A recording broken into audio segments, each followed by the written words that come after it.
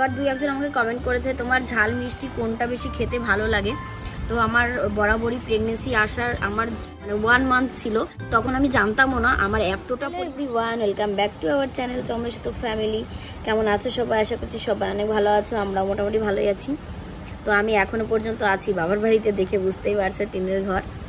তো আজকে হচ্ছে বুধবার, তো আমি আজকে বাড়িতে চলে যাব, মানে শ্বশুর বাড়িতে। কারণ আজকে যাওয়ার খুবই দরকার, কারণ কালকে হচ্ছে আমরা যাব ডক্টর দেখাতে, আমাদের চেক আপ আছে।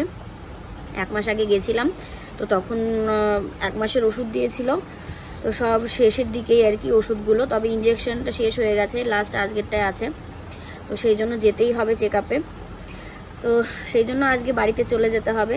আর তোমাদের দাদাভাই বাড়িতে নেই, ও গেছে হচ্ছে আমার দিদি বাড়িতে একটু দরকারে, আমার দাদাও গেছে। তো ওরা চলে আসবে, ওরা আসার পরে তারপরে আমরা একসঙ্গে বেরিয়ে যাব আর কি, বিকালের দিকে যাব আর কি বাড়িতে। তো এখন থেকে ব্লগটি শুরু করছি, তোমরা কিন্তু অবশ্যই শেষ পর্যন্ত ব্লগটি দেখতে থাকো, আশা করছি তোমাদের অনেক অনেক ভালো লাগবে। আর মাথায় দেখো আজকে শ্যাম্পু করেছি, এখনও চিরুনি দিইনি, তো সেই জন্য পুরো এলোমেলো হয়ে রয়েছে, সিঁদুরও পরিনি এখনো পর্যন্ত। তো চলো টাটা, আবার দেখা হবে পরে।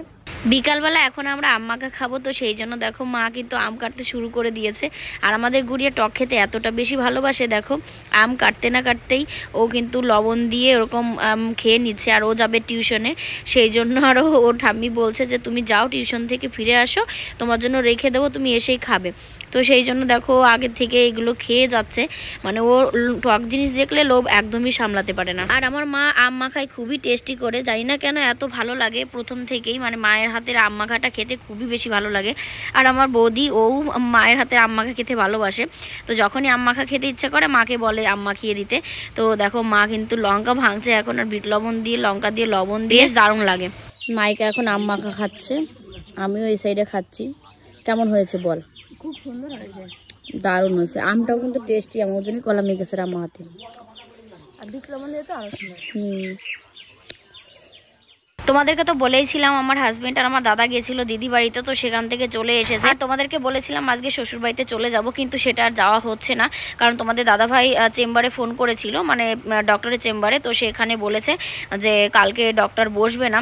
তো সেই জন্য ভাবলাম যে তাহলে আর বাড়ি গিয়ে কী করব, এখানে দুদিন থেকেই যাই, তো সেই জন্য আর বাড়িতে যাচ্ছি না। তো তোমাদের দাদাভাই দেখো আসার সময় দই মিষ্টি এগুলো নিয়ে এসছে। সত্যি কথা বলতে আমার দইটা মানে খেতে ইচ্ছে করছিল, আমার বৌদিও বলছিল দই নিয়ে আসতে বল, তো তারপরে বললাম তাহলে দুটো মিষ্টিও নিয়ে এসো। হঠাৎ করে আজকে একটু মিষ্টি খেতে ইচ্ছে করলো। সত্যি কথা বলতে এই প্রেগনেন্সিতে আমার মিষ্টি খেতে একদমই ভালো লাগে না। এই যে মিষ্টিটা এনেছে, মানে দুটো মিষ্টি আমি খেয়েছিলাম, কালো মিষ্টি বলে খেয়েছিলাম।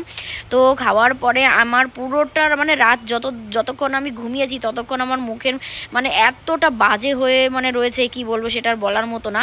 মানে খাওয়ার পরেও পস্তাচ্ছি, মানে খেতে ইচ্ছে করেছে দেখে টপ টপ করে দুটো খেয়ে ফেলেছি, তারপর থেকে আর ভালো লাগছে না, কেমন যেন বমি বমি পাচ্ছে, আর ভালোই লাগছিল না। এখন বাজে রাত 8টা, যেমন জোরে বৃষ্টি হচ্ছে গাইস।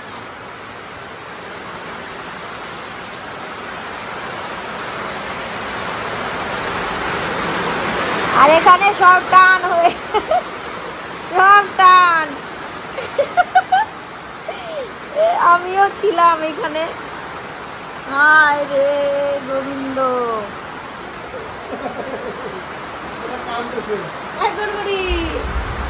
গুড়িয়া ঠাম্মির কাছে যাবে দেখে কান্না করছে। তো বৃষ্টির মধ্যে এদের ভাব দেখো। হ্যাঁ গুড়িয়া, ঠাম্মির কাছে যেতেই হবে ওকে।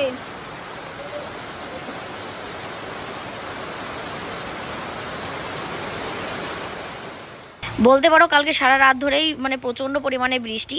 তো তারপরে ওই রাত্রেবেলা খাওয়া দাওয়া করে ঘুমিয়ে পড়েছিলাম। এখন সকালবেলা ফ্রেশ হয়ে আমি চলে এসেছি ঘরে, আর এখন আমি চুল বেঁধে নিচ্ছি। আর সকালবেলা উঠলে না ওই চুলটা বাঁধা হয় না, তো আজকে আবার এলোমেলো হয়েছিল দেখে একটু চুলটা আঁচড়ে একটু বেঁধে নিলাম আর কি। তো সকালবেলা উঠে ফ্রেশ হয়ে গেছি। তো চলো রান্নাঘরে কে কি করছে একটু দেখাই তোমাদেরকে। কিরে ঘর আটকাই কি করে রে? নাই করা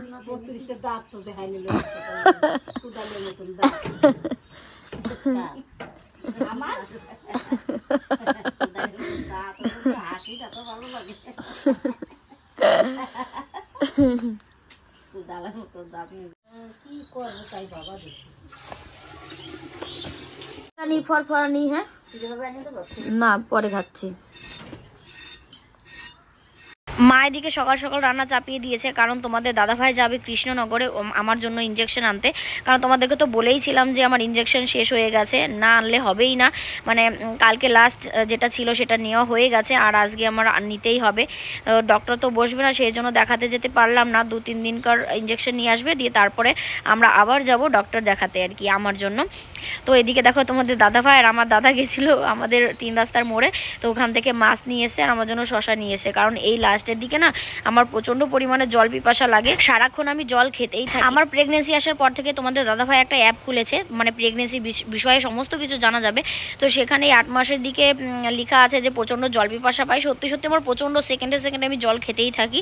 তো সেই জন্য ওখানে লেখা আছে যে শশা, তারপরে তরমুজ, এগুলো খেলে নাকি একটুখানি আমাদের জল পিপাসা নিবারণ হয় আর কি। তাই জন্য তোমাদের দাদাভাই কিন্তু শশাটা নিয়ে আসে বেশ অনেক দিন ধরেই আর কি, 8 মাসে পড়েছে, দিয়ে তারপর থেকে। তো যাই হোক, এদিকে মায়ের দেখো রান্না হয়ে গেছে, আর তোমাদের দাদাভাই দেখো খেতেও বসে গেছে, কারণ ও যাবে কৃষ্ণনগর। তোমাদেরকে তো বললামই, কারণ ইঞ্জেকশন আনতেই হবে, ইঞ্জেকশন শেষ হয়ে গেছে, আজকে না আনলে পরে নিতে পারবো না। আজকে একদম সকাল সকাল রান্নাবান্না হয়ে গেছে, মানে ওই 8টা সাড়ে 8টার মধ্যে রান্না হয়ে গেছে। দিয়ে ও তোমাদের দাদাভাই খেয়ে নিল, এরপরে আমিও অল্প কটা খেয়ে নেবো। তো চলো খাওয়া দাওয়া করে পরে তোমাদের সঙ্গে আবার দেখা হচ্ছে। তো তোমাদের দাদাভাই খেয়ে দিয়ে চলে গেছে কৃষ্ণনগর যাওয়ার জন্য।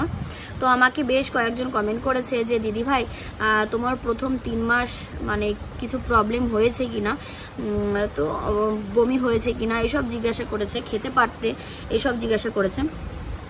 তো দেখো আমার প্রথম 4-5 মাস আমি সত্যি কথা বলছি, আমি এখনো পর্যন্ত সত্যি কথা আমি সেরকম আমার কোনো প্রবলেমই হয়নি।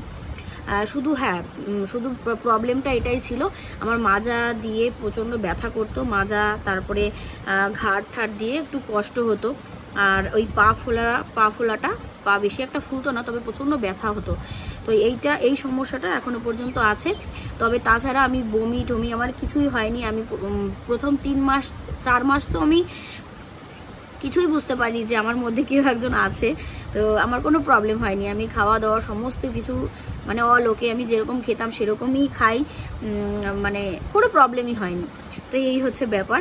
আর একটা কথা, আর অনেকে একটা কমেন্ট করছে যে দিদি ভাই তোমার সাধের যে গিফটগুলো সেগুলো আনবক্সিং ভিডিও করো। তো দেখো আমার সেই ভিডিওগুলো করা নেই, যদি করা থাকতো অবশ্যই আমি তোমাদের সঙ্গে তখনই শেয়ার করে দিতাম। তো সেই ভিডিওগুলো আমি মানে শ্যুটই করিনি, যেগুলো শ্যুট করেছি অল্প 2-1টা ভিডিও শ্যুট করেছি। তাছাড়া তোমাদের দাদাভাই তো বাড়িতে ছিল না যে আমি ফুল একটা ভিডিও করব, সেই সময়টুকু পাইনি বা সেই সুযোগটুকু পাইনি বলতে পারো।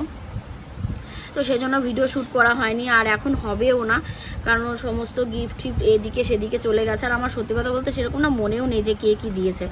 তো জাস্ট কিছু কিছু মনে ছিল, সেগুলো আমি তোমাদের সঙ্গে শেয়ার করেছি শর্ট ভিডিওর মাধ্যমে, এই আর কি। আবার 2-1জন আমাকে কমেন্ট করেছে তোমার ঝাল মিষ্টি কোনটা বেশি খেতে ভালো লাগে। তো আমার বরাবরই প্রেগনেন্সি আসার আমার মানে যখন আমার মানে 1 মান্থ ছিল, মানে 1 মাস ছিল, তখন আমি জানতামও না আমার এতটা পরিমাণে ঝাল খেতে ইচ্ছে করতো, তোমাদেরকে বলে বোঝাতে পারবো না। মানে আমি যে এত ঝাল খেয়েছি লাস্ট এই কদিন আমি ঝাল খাচ্ছি না, কারণ আমি দেখলাম ভিডিওতে যে অতিরিক্ত ঝাল খাওয়া বা অতিরিক্ত মিষ্টি খাওয়া প্রেগনেন্সিতে খুবই ক্ষতিকারক। তো সেই জন্য যখন আমার ইচ্ছা করে, যেরকম কালকে আমি সত্যি কথা বলছি যে ভিডিওটা তোমরা দেখেছো যে আমি মিষ্টি খাচ্ছিলাম, মিষ্টি ঢালছিলাম, মানে 2টো মিষ্টি খেয়েছি, তারপরে আমার এতটা পরিমাণে খারাপ লাগছিল কি বলবো। তারপরে রাত্রেবেলা আমি 3টে লঙ্কা খেয়েছি, মানে 3টে লঙ্কা খেয়েও আমার পোষায়নি, আরও খেলে ভালো হতো, কিন্তু তোমাদের দাদাভাই আমাকে খেতে দিচ্ছিল না।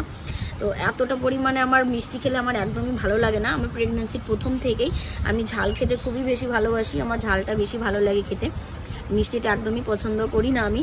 মাঝে মধ্যে যখন খেতে ইচ্ছে করে তখন একটুখানি খেলেও সেটা ভালো লাগে না, মুখের মধ্যে কেমন যেন লাগে আর গা গোলায় কেমন জানি, তো খুব একটা বেশি ভালো লাগে না। এক একজনের এক এক রকম খেতে ইচ্ছে করে, মুখরুচি হয়ে যায় আর কি।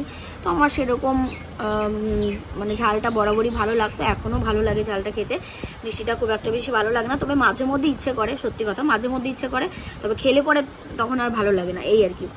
তো যাই হোক, তোমাদের সঙ্গে অনেক কথা বললাম, তোমাদের ভিডিওটা কেমন লাগলো অবশ্যই কমেন্ট করে জানিও। আর দেখি বাবার বাড়ি থেকে শ্বশুরবাড়ি কবে যাই ঠিক নেই, 2-1 দিন থাকবো, আর তো তারপরে চলে যাব, যেহেতু আমার ডক্টরের কাছেও যেতে হবে। আজকের দিন থাকবো, কালকে সকালে হয়তো চলে যাব।